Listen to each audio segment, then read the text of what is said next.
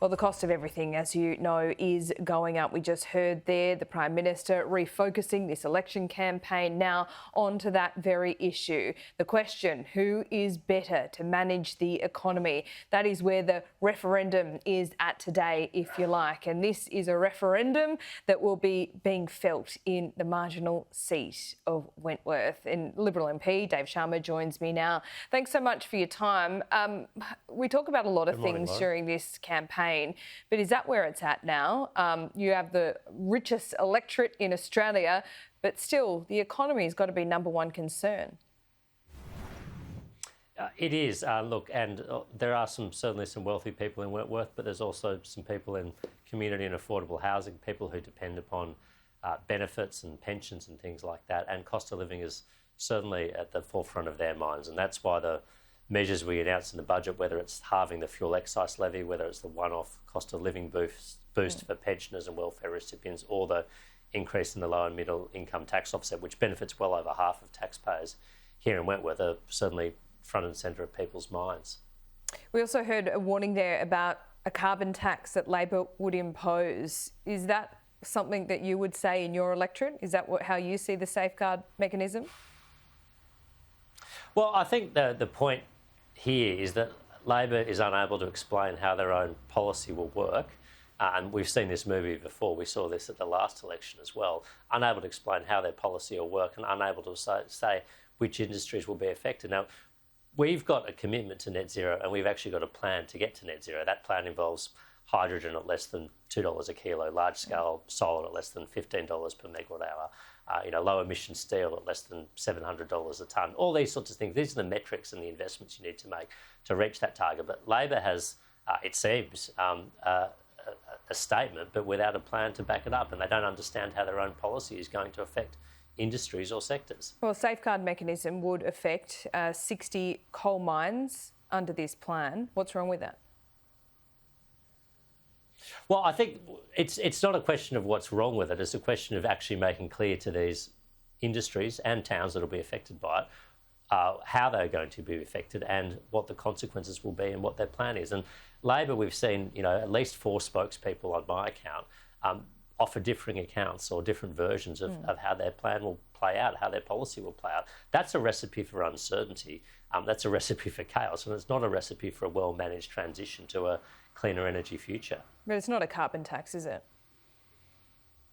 Well, you'll have to ask them to explain what their policy is. I'm not going to characterise it, but I've listened to several interviews by their spokespeople now. Some of them say nothing's going to change. Some of them say that yes, things will change, and they'll have to find a way. Businesses will have to find a way to purchase offsets or credits, which is going to have a cost upon the operations of their business. If that's the case, Labor needs to be upfront about that. Okay, Spy tells me you're out campaigning this morning, Allegra Spender style. You're on an intersection, you had placards behind you.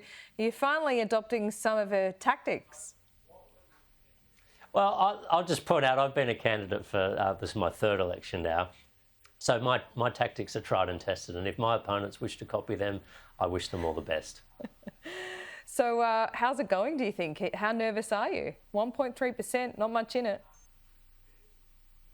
No, look, I've never taken this electorate for granted. I won a close election against a high-profile independent who had a long public record last time around.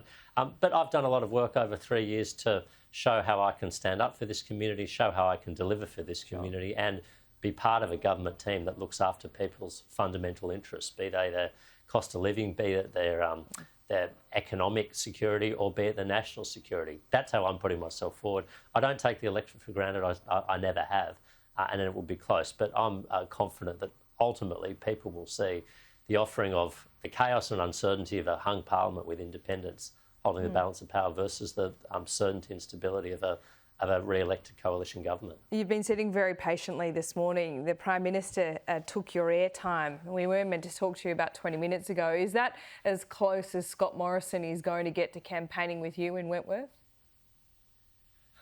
People love this question for some reason, Laura. I don't know. I haven't seen his forward plan. He's certainly welcome in Wentworth, though, whenever he'd like to visit. He's very unpopular the Treasurer there, isn't here. he? I've had the Finance Minister here. Do you think he'd help you? He's the Prime Minister of the country, and he's very welcome to travel here. We're putting him forward as the candidate. I mean, people know in Wentworth that if I'm re-elected, which candidate I'm going to support for Prime Minister. People can't say that about my opponent, or at least the independent candidate running. She refuses to answer which party she'd support or which candidate for Prime Minister to support. I make it very clear that I'm a Liberal member supporting a Liberal government and supporting Scott Morrison as the Prime Minister. But when people complain to you about Scott Morrison when they're out of school or door knocking, do you say that he's not the future of the party? You say, look to Josh Frydenberg? No, I tell them that when you're choosing a government, it's not about a popularity contest. It's not about whether you like the person personally or not, whoever that might be. It's about which team do you think is most competent?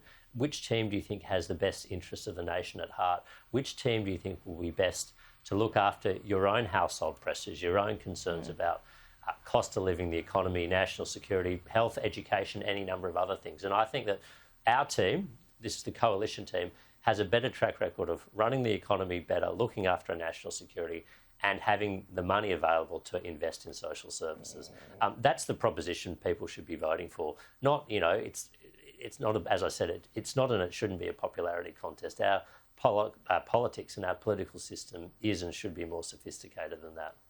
Yeah, maybe wishful thinking sometimes, Dave Sharma, but we'll see how it goes. Thanks so much for your time. We'll check in soon. I'm an optimist, Laura.